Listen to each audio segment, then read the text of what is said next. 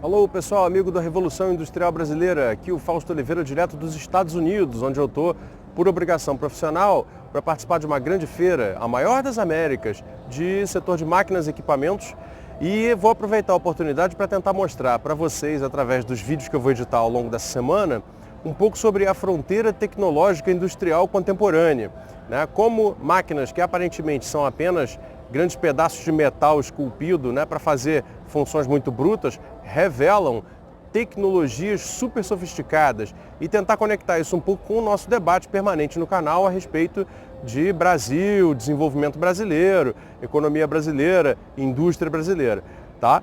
Então fica com a gente aí na Revolução Industrial Brasileira essa semana, direto dos Estados Unidos. Desde que eu comecei o canal, surgiram algumas contestações sobre essa recomendação de investir em tecnologias já tão consolidadas como essas dos equipamentos de linha amarela. Aí, como você viu passando a motoniveladora, ali o trator de esteira, também conhecido como bulldozer, mais atrás a escavadeira. Todos aí numa demonstração aqui na feira. A resposta é muito simples. Infraestrutura, por mais que se construa, nunca está pronto.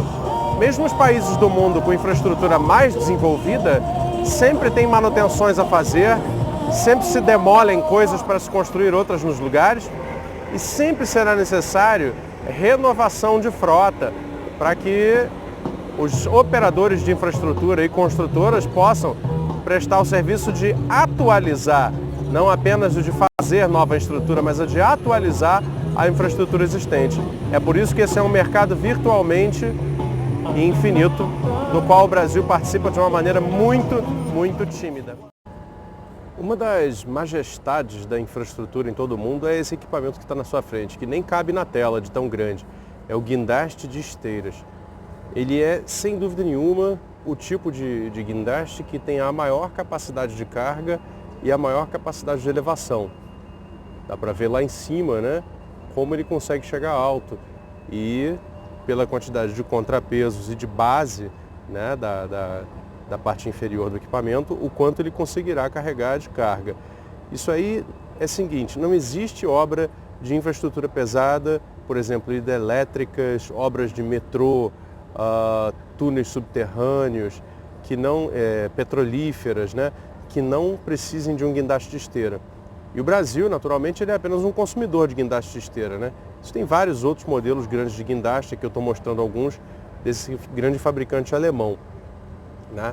Aqui você tem uma tal quantidade de tecnologias embarcadas que fica até difícil comentar, mas principalmente questões de controle de peso, sensoriamento de carga, o chamado momento de carga, que é o cálculo muito sutil, né, que define exatamente qual é o limite máximo de carga em cada ponto, né, da lança, né, em cada angulação da lança para frente ou para trás ou para cima, em cada altura, né? Ou seja, toda essa engenharia muito sofisticada está por trás de um guindaste de esteira como esse e desses outros modelos igualmente. No Brasil, a gente fabrica apenas modelos como esses aqui, que são chamados guindastes de torre, que todo mundo vê em obras de edifícios, né, principalmente. Tem pouca quantidade de capacidade máxima de carga, em geral pouco alcance frontal, pouca altura. Claro, tudo isso pode se adaptar, mas sem dúvida nenhuma é um produto de muito menor valor adicionado, portanto muito menor contribuição para a economia, né?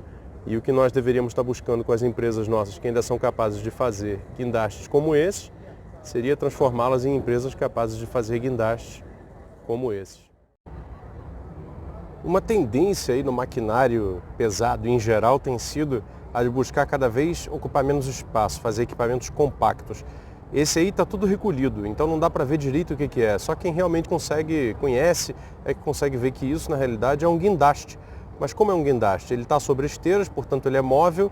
Agora, ele quando vai entrar em operação, abre os estabilizadores, que são 4, fica em formato que nós chamamos de aranha, e levanta o seu mastro de elevação até essa altura que você está vendo, que deve ter aí uns 20, 25 metros. Essa tendência de equipamentos compactos é uma fortíssima indicação de que a engenharia está tentando resolver problemas de cidades congestionadas e, enquanto isso, a infraestrutura continua demandando. Então essa é uma indicação muito forte de projetos de futuro para quem quiser entrar realmente nas partes mais finas, né, da produção industrial contemporânea. Um dos tipos de máquina mais curiosos desde quando eu entrei nesse negócio foi isso que eu estou mostrando para vocês aqui agora. São extrusores de pavimentos e perfis de concreto. São máquinas muito difíceis de entender assim à primeira olhada, mas basicamente o que elas fazem é se locomover, no caso essa aqui é uma pavimentadora, né, pelo percurso de uma via e deixando por trás dela ali naquela unidade embaixo um pavimento de concreto feito. Eu estou mostrando isso aqui especificamente pelo seguinte, porque é um projeto de engenharia super difícil, complicado, né, de fazer e compreender. Tem milhões de componentes e fatores aí que determinam, né, a boa produção de um pavimento de concreto por uma máquina como essa, mas que, né, encontra versões, modelos diferentes, né, de vários tipos de função, né, e vários etapas e modos de acabar, né, o pavimento de concreto ou extrusão de perfil. Extrusão de perfil seria a construção em loco de uma barreira, por exemplo, de uma rodovia de concreto. Essas máquinas fazem tudo isso e eu estou mostrando isso pelo seguinte, é um dos setores onde eu acho que a indústria brasileira ainda poderia começar a tentar se desenvolver, né? Porque nós temos uma empresa, especificamente penso numa do Paraná chamada IMB, que já produz máquinas muito menores do que essa, mas que fazem extrusão de perfis de concreto. Então, o que impede exatamente, o que ainda não permitiu que a IMB se tornasse uma companhia fabricante de máquinas como essa, né? Falta projeto, falta financiamento, falta tecnologia, falta pesquisa. O que falta para que uma IMB do Paraná possa se tornar uma empresa fabricante desse tipo de máquina, desse porte, para pavimentos e perfis de concreto? Essas feiras são cheias de demonstrações. Os equipamentos são colocados em demonstração para tentar conquistar a clientela. E eu selecionei a demonstração específica dessa empresa, Mecalac, que é uma fabricante francesa de máquinas, porque eles têm inovações muito interessantes que mostram como, na realidade, o tipo de sofisticação, de tecnologia que a indústria tradicional pode ter, não necessariamente passa pela digitalização. Eles refizeram o conceito dos braços de elevação, colocando mais articulações, dando, portanto, mais possibilidades de movimento, que é exatamente o que eles estão mostrando aqui, movimentos laterais, radiais, diagonais, novas alturas de carregamento e novas formas de acoplamento de acessórios, que permite a eles fazerem, como vocês estão vendo aqui, o levantamento de diferentes tipos de materiais. Isso mostra exatamente como que uma empresa consegue, através de engenharia ainda tradicional, agregar mais valor e conseguir, portanto, novos mercados e disputar de frente para frente com os grandes líderes. Repara só na operação de acoplamento do braço de uma escavadeira tradicional em algum tipo de acessório. Esse implemento que faz a conexão de uma coisa com a outra, ele é um equipamento por si só. A engenharia disso é absolutamente sofisticada e é possível de se produzir em países de conhecimento, né, nível médio como é o Brasil. Aquilo transforma uma escavadeira normal num equipamento de múltiplas aplicações, como por exemplo aqui com um acessório de pinça, né, pode fazer o recolhimento específico de uma pedra ou de qualquer outro tipo de objeto em determinadas aplicações e movimentá-lo de maneiras absolutamente dinâmicas, né, quase que o movimento de uma mão.